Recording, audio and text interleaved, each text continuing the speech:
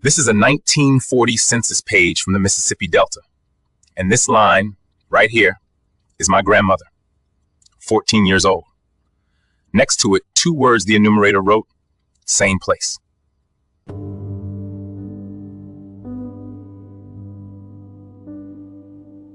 She hadn't moved. Her family hadn't moved. They were sharecropping cotton in a little settlement in the southern end of the county, 3 miles down the road from the nearest town.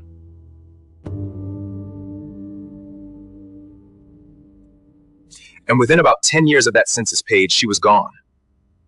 2,000 miles gone to Los Angeles. So I went looking for the place she left. I wanted to know one thing. Did the community she came from die when the people left? The leaving didn't start with her. Her parents married in the Mississippi Hill Country in 1917. And then they did what hundreds of thousands of black families did. They moved west into the Delta, chasing better cotton land.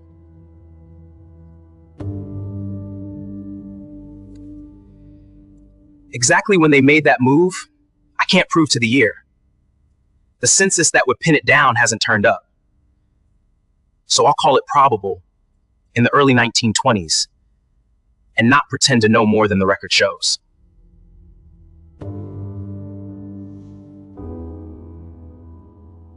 By 1930, the whole family is counted in the Delta. My grandmother is 3 years old. Her older sister, age 10, is already listed as a farm laborer, 10 years old, working the field.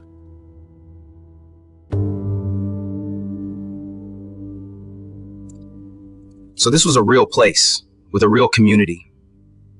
Here's what I could confirm about it. It was never a town. Founded back in the 1880s, it never grew past a small settlement.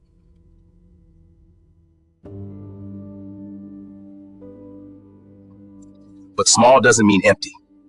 It had 2 schools. Segregated, of course. This is Mississippi.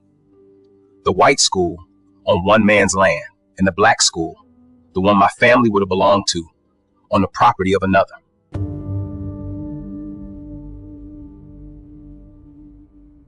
And here's where the story turns.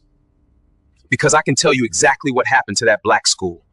It stopped being used in the 1950s, right as families like mine were leaving. And in 2006, it burned to the ground. So is that the answer? The community died? Not quite.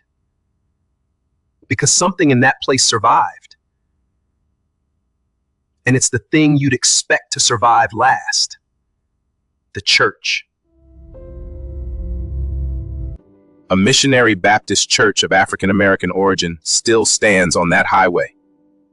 Its cemetery on both sides of the road.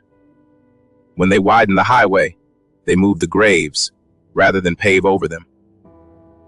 The people of that community are still there. So here's the honest answer to my question. The place my grandmother left didn't die. It thinned. The county peaked in population the same year my family was counted there, and then lost people every decade for the next 50 years. Between 1930 and 1960 alone, the county lost nearly 1/3 of its people. The tractor and the mechanical cotton picker ended the need for the labor that built these communities. And Jim Crow gave people every reason not to stay. Born from that leaving. My grandmother left at the exact hinge of that collapse. She wasn't drifting. She was one of roughly 340,000 black Mississippians who went west. She built a life in Los Angeles. She had children there. I was born from that leaving. The school is a scorch mark. The church still holds Sunday service. That's not a community that died. That's a community that scattered and left a candle burning in the one building meant to outlast everybody. So what would it take to come back?